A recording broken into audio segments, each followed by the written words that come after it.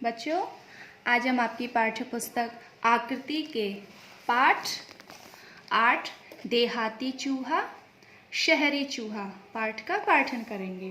तो चलिए शुरू करते हैं। एक छोटा सा चूहा देहात में रहता था। उस बेचारे जीव के लिए जीना सरल न था। उसे भुट्टे, जौ, बीज के लिए काफ़ी भाग दौड़ करनी पड़ती थी। इन्हें वह अपने भंडार में सर्दियों के लिए दबाकर रखता था। सर्दियों में उसे अपना बिल पेड़ के नीचे खोदना पड़ता था और पत्तों से अपने आप को ढकना पड़ता था। लेकिन उसे खाने के लिए पर्याप्त सामग्री थी व सोने के लिए आरामदेह खेत था। वह इस वातावरण में बहुत खुश था। एक दिन देहाती चूहे ने अपने भंडार की तरफ देखा। वह पूरा भर गया था। उसने सोचा कि उसके पास खाने को पर्याप्त है और मौसम भी अच्छा है।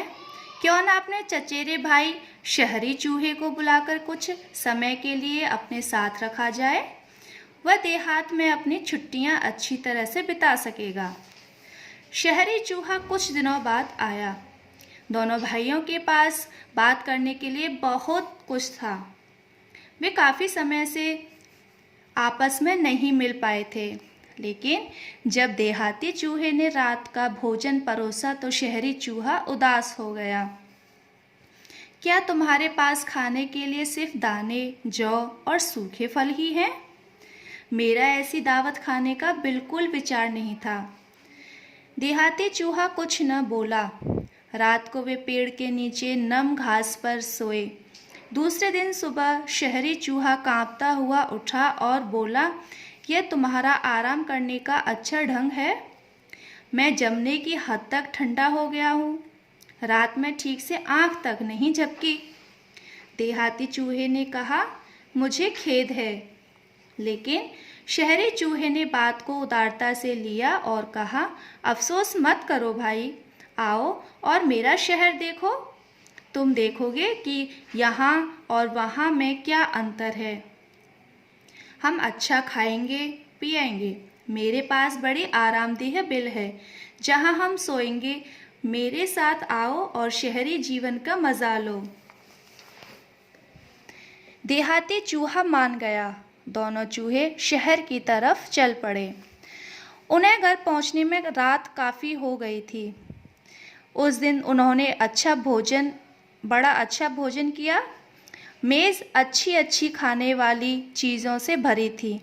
मेज़ के चारों तरफ लाल मखमल के गद्दे लगे हुए थे और सब कुछ आरामदायक था। शहरी चूहे ने उसे बैठने के लिए आमंत्रित किया और कहा, मैं तुम्हारे लिए खाने की बढ़िया वस्तुएं लाता हूँ। उसने पनीर और रोटी का छोटा टुकड़ा, सलाद, केक, अखरोट आदि देहाती चूहे को दिए। देहाती चूहे ने खाते हुए अपने भाई के शहरी जीवन को सराहा। अभी दोनों चूहों ने कुछ ही टुकड़े खाए थे कि दरवाज़ा खुला और घर का मालिक अंदर घुस आया। दोनों चूहे नीचे कूद गए और डरकर मेज़ के नीचे छिप गए। देहाती चूहा काँप रहा था। उसने किसी को कहते सुना, इस मेज़ पर कौन था? फिर किसी ने दोबारा दरवाज़ा खोला और 3 चिंघाड़ते और सूंघते हुए कुत्तों को अंदर घुसा दिया। ओह मेरे भगवान! देहाती चूहे ने शहरी चूहे के साथ कमरे के चारों तरफ भागकर जान बचाते हुए कहा। जहाँ कहीं भी वह छिपने की कोशिश करते, कुत्ते सूंघ लेते और उनकी तरफ बढ़ते।